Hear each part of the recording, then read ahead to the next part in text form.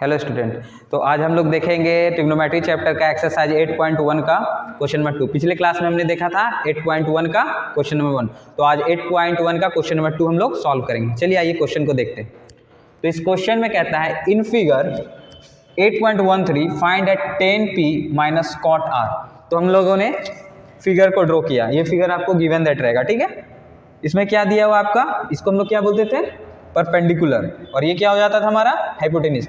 आपके इजी के लिए कि आपको इजी वे में समझ में आए, इसलिए मैंने ऑलरेडी इस फॉर्मूला को लिख के रखा है। p/h b/h p/b मीन्स कि ये साइन का हो गया फॉर्मूला, ये कॉस का हो गया, ये टेन का, और नीचे से देखेंगे तो हम लोग का ये कॉट का हो जा रहा है और ये सेक का, और नीचे से इसे जाने से h/p कॉसेक का। तो आप जब भी क्वेश्चन को सॉल्व करोगे तो इस तरह का आप एक ड्रॉ कर लोगे फॉर्मूला फिगर, ठीक है। एक बॉक्सेस में ये फॉर्मूला लिख करके आप ऐसे लिख लोगे, आपको इजी होगा क्वेश्चन को सॉल्व करने के लिए। तो हम लोग देखते हैं, तो हमें मिला हुआ है परपेंडिकुलर हाइपोटेन्यूज, हमें बेस निकालना है। तो यूज करेंगे हम लोग पाइथागोरस थ्योरम को, PGT, Pythagoras theorem, short form of Pythagoras theorem. तो हम लोग लिखते हैं हाइपोटेन्यूज का स्क्वायर इक्वल टू परपेंडिकुलर का स्क्वायर प्लस बेस का स्क्वायर। तो हमें परपेंडिकुलर कितना मिला हुआ है, 12 का स्क्वायर करेंगे, हाइपोटेन्यूज हमें मिला हुआ है यहाँ पे 13 का स्क्वायर, और हमें बेस फाइंड करना है। 12 का स्क्वायर करने पे हमारा आता है 144। एज यूजुअल बेस को वैसे ही छोड़ देंगे बी स्क्वायर लिख के, और हमारा हाइपोटेन्यूज का 13 का स्क्वायर करेंगे तो ये हो जाता है 169, ठीक है। क्योंकि ये इक्वल टू के इधर में ये प्लस में है, इधर आके ये माइनस में हो जाएगा। 169 माइनस 144 बी स्क्वायर, अब माइनस कर देंगे, ये हो जाएगा 5, 16 में से 14 गया तो 25 बी स्क्वायर। इसको स्विच करके आप ऐसे लिख दो, B square is equal to 25 centimetre. अब इसको यदि हम इधर स्क्वायर है तो इसके उधर जाके रूट में हो जाएगा, इसके अंदर रूट कर देंगे तो ये हो जाएगा हमारा, जब इसका रूट हटाएंगे तो 5 सेंटीमीटर, ठीक है। तो हमारा क्या आ गया, बेस आ गया 5 सेंटीमीटर। अब कंप्लीट हमारा ये फिगर हो गया, परपेंडिकुलर मिल गया, हाइपोटेन्यूज मिल गया, बेस मिल गया। अब क्या करेंगे हम लोग, सॉल्व करेंगे इस क्वेश्चन को। 10p पहले हमें बोला गया 10p, पिछले क्लास में भी हमने समझाया था कि इस वाले एक्यूट एंगल के लिए ये परपेंडिकुलर का काम करेगा, ठीक है। और एज इट इज यूजुअल इस वाले एक्यूट एंगल के लिए ये p का काम करता है, ठीक है, ये ध्यान रखना है। और 90 डिग्री के सामने हमेशा हाइपोटेन्यूज होता है, तो इसमें कोई डाउट नहीं आपको, ठीक है, नो डाउट। तो हम देख लेते हैं इस p के लिए। सबसे पहले आप 10 का फॉर्मूला देखिए, ऐसे ही ये बॉक्स बना लेने से आपको इजी होता है। 10 का फॉर्मूला क्या होता है, p/b। तो हम लोग निकालेंगे 10p मीन्स कि ये वाला एक्यूट एंगल देखेंगे। तो पहले एक बार लिख लेंगे 10p का formula, p/b is equal to, p के प्लेस पे है 5, और इस एक्यूट एंगल के लिए ये वाला बेस का काम करेगा, और ये तो बेस है ही, ये r एक्यूट एंगल के लिए ये तो बेस होता ही है, ठीक है। तो अब हम यहाँ पे b के लिए क्या लिखेंगे, 12, ओके। तो हमारा 10p निकल गया। अब हमें क्या निकालना है, cot r, क्योंकि मुझे पता है कि ये जो कंडीशन बनेगा आपका, इसे डेफिनेटली आंसर 0 आएगा, लेकिन फिर भी हम लोग सेटिस्फाइड करेंगे कि कैसे ये होगा। cot r is equal to, अब कोई हमें परेशानी नहीं, ये वाला बेस वाला एक्यूट एंगल लेने से, नीचे वाला से सारा चीज इजी हो जाता है। अब ये परपेंडिकुलर का काम, ये बेस का काम। तो क्योंकि हमें पता है कि कॉट का क्या फॉर्मूला होता है, नीचे से आप देखो, कॉट का फॉर्मूला था b/p। तो पहले हम b लिखेंगे, फिर p लिखेंगे, इक्वल टू इस r वाले एक्यूट एंगल के लिए b का काम कौन करेगा, ये बेस हो गया, 5 हो गया, और परपेंडिकुलर का काम क्योंकि b/p होता है तो 12 सेंटीमीटर। देखिए दोनों सेम कंडीशन आ गया। अब इसको रख देंगे वैल्यू को, 10p माइनस cot r हमने जो भी इनका वैल्यू निकाला इसको पुट कर देंगे। 5/12 माइनस 5/12 प्लस माइनस माइनस 0 हो गया, सेम नंबर था न्यूमरेटर डिनोमिनेटर में, तो ये आंसर 0 हो गया। ठीक है, तो इसका आंसर 0 हो जाएगा। आई होप कि ये क्वेश्चन आपको इजी वे में समझ आया होगा।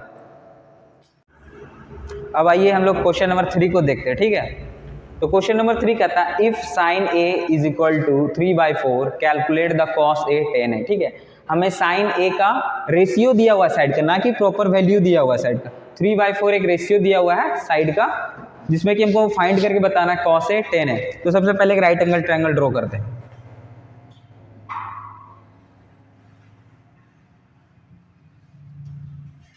ठीक है, ABC। आप कंसीडर किधर से भी ए को कर सकते हो, ऊपर से चाहे नीचे से। ए इसलिए नीचे से लिया क्योंकि आपको परपेंडिकुलर बेस बहुत इजी वे में लेने में इजी हो इसको, इसलिए एक्यूट एंगल ए यहाँ से लिया। ठीक है, बी पे हम लोग 90 डिग्री बना देते हैं। तो आपको रेशियो दिया हुआ है, क्या पता हमें होता है यहाँ से देखें sine theta is equal to P/H। तो ये जो आपको दिया हुआ है ये साइड का रेशियो दिया हुआ है, sine A is equal to 3/4। It means ये क्या होता है हमारा P/H होता है। तो क्योंकि जब भी कोई भी वैल्यू रेशियो में होता है तो हम एक कांस्टेंट टर्म कंसीडर करते हैं, अपने से कांस्टेंट टर्म उसमें ऐड कर देते हैं। तो P और H के लिए क्या लिख देंगे 3k/4k। इट मीन्स इस वाले एक्यूट एंगल के लिए परपेंडिकुलर हुआ, तो परपेंडिकुलर के लिए हमने लिया 3k, हाइपोटेनियस के लिए हमने लिया 4k। अब PGT पाइथागोरस थ्योरम अप्लाइड करके हम अपना बेस निकाल बेस निकाल लेते हैं। PGT H² P² plus B²। याद रखिएगा एक्सरसाइज 8.1 में बस इसी दो बेसिक्स चीज पे आपका पूरा एक्सरसाइज 8 पॉइंट सॉल्व है। ये ट्रिग्नोमेट्री आइडेंटिटीज का ये फॉर्मूला, ठीक है, PH BH PB और ये पाइथागोरस, इस टर्म पे ही आपका पूरा एक्सरसाइज काम कर रहा है। ठीक है, ये दोनों आपके लिए बहुत इंपॉर्टेंट है, ये दोनों को आप समझ जाइए। तो हमारा H के लिए दिया हुआ है 4k², P के लिए 3k² प्लस हमें बेस निकालना है। ठीक है, तो 4k का स्क्वायर करेंगे तो 16k² हो जाएगा, 3k के लिए करेंगे तो 9k² हो जाएगा प्लस B² है, एज इट इजुअल ऐसे छोड़ देंगे जैसा है। अब ये 16k² यहाँ पे है और ये 9k² इक्वल टू के राइट साइड में प्लस में, तो इधर आके लेफ्ट में माइनस में हो जाएगा। 9k² is equal to B²। अब 16 से 9 गया तो हमारा कितना हो जाता है 7k²। अब इंटरचेंज कर देंगे इसको, ऐसे भी आप लिख दोगे तो कोई दिक्कत नहीं है। 7k², इधर B पे स्क्वायर है। आपको पहले से भी समझाते आ रहे हैं कि यहाँ स्क्वायर है, अब इक्वल टू के उधर जाके स्क्वायर रूट हो जाएगा। ये हमारा बन गया 7k², इसके ऊपर स्क्वायर रूट आ गया। क्योंकि 7 कोई भी स्क्वायर्स नंबर नहीं है, ठीक है, तो ये रूट के अंदर ही रह जाएगा और ये जो k है इससे बाहर आ जाएगा। तो हमारा b का वैल्यू क्या आ गया √7k। स्क्वायर्स रूट का मतलब होता है कि कोई भी नंबर का आपस में मल्टीप्लिकेशन पेयर बनना चाहिए। जैसे k दो टर्म में लिखा गया था k इंटू k, तो वो √k² होता है। इसके वजह से k एक के बाहर आ जाता है। ठीक है, क्योंकि ये 2k से बना हुआ होता है, तो एक के बाहर हम लोग कर देते हैं। ठीक है, क्योंकि ये सिंगल इसका स्क्वायर नहीं होता, इसलिए ये रूट में रह गया। समझे? अब हम लोग को क्या निकालना है cos A। cos A का फॉर्मूला क्या होता है याद रख लिए तो अच्छा है, बाकी बात आप ये बॉक्स में बना के रखे होगे तो उससे आप देख सकते हो, B/H।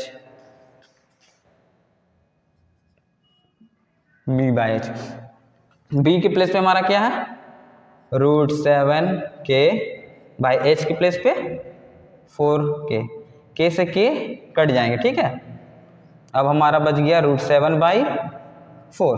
तो cos A का हमारा वैल्यू जो आ गया कितना गया √7/4। अब हमें क्या निकालना है 10A। 10A हमारा होता है P/B। ठीक है, तो P हमारा क्या है 3k, और बी क्या है √7k, ये k से k चला गया 3/√7। आपका क्वेश्चन नंबर 3 भी सॉल्व हो गया। ओके गाइस, चलिए अब हम लोग क्वेश्चन नंबर 4 को देखते हैं। क्वेश्चन नंबर 4 हमारा क्या कह रहा है, given 15 cot a = 8, find sin a sec a। तो हमें 15 cot a = 8 दिया हुआ है, इसी टर्म का यूज करके हम दोनों आइडेंटिटीज को निकालेंगे। ठीक है, सॉल्यूशन गिवन दैट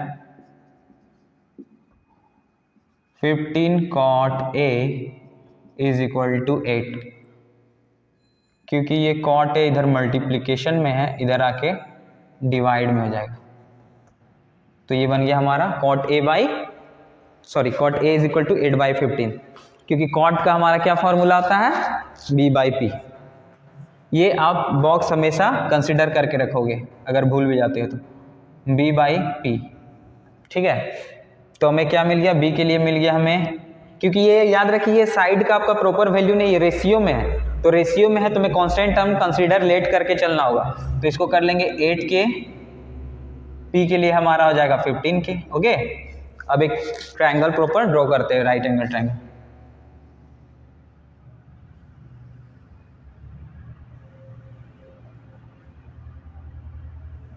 ABC, ठीक है, 90 डिग्री ऑन B। अब हमारा क्या दिया हुआ है, P दिया हुआ है, इट मीन्स परपेंडिकुलर 15k और बेस हमारा मिला हुआ है 8k। हमें हाइपोटेनियस निकालना है, तो फिर से हम लोग पाइथागोरस का थ्योरम का यूज करेंगे, PGT h² p² plus b²। h नहीं पता हमें, उसको छोड़ देंगे h²। p हमने देखा क्या है, वो 15k का स्क्वायर प्लस बेस क्या मिला हमें 8k का स्क्वायर। आपको एटलीस्ट 30 तक स्क्वायर से याद होना चाहिए आपको। ठीक है, एटलीस्ट आप जब भी ट्रिग्नोमेट्री सॉल्व कर रहे हो तो आपको एटलीस्ट 30 तक का स्क्वायर्स पता होना चाहिए। 15 का स्क्वायर होता है हमारा 225k। ओके, और 16 का स्क्वायर हो जाता है, हम 8 का स्क्वायर हो जाता है, सॉरी 64। आपस में इन दोनों को जोड़ देंगे 9 8 2k²। क्योंकि ये मुझे पता है कि ये किसका स्क्वायर रूट होगा, आगे चल के मैं बताऊंगा भी। h यहाँ पे स्क्वायर है, और जब हमको पता है कि स्क्वायर इधर हट के आके हो जाएगा तो क्या आ जाएगा, ये 289। आपको अगर स्क्वायर से याद होंगे तो आपको पता चल जाएगा कि ये किसका स्क्वायर रूट है। ठीक है, तो इसका जब हम स्क्वायर रूट तोड़ेंगे, ये 17 को 2 टाइम्स मल्टीप्लाई करने से ये वाला आता है, तो ये 17k हो गया h का वैल्यू। क्योंकि 17 का जब हम स्क्वायर्स करते हैं ना तो हमें मिलता है 289। तो ये मुझे पता था, इसके लिए मैं इसे सॉल्व कर पाया कि ये 17 का स्क्वायर है। ठीक है, तो आपको स्क्वायर से याद होना जरूरी है। तो h का वैल्यू हमें मिल गया 17k। अब हमें फाइंड क्या करना है, sine a। Sine a = p/h। Okay, p के लिए क्या है हमें 15k, h क्या भी निकाला हमने 17k, ऊपर नीचे k कांस्टेंट टर्म कट जाएगा, k से k। अब हमें मिल गया 15/17, और हमें क्या निकालना है, सेक। सेक के लिए क्या होता है h/b, नीचे से देखो h/b से। तो h हमारा क्या है 17k, और b क्या है 8k। ठीक है,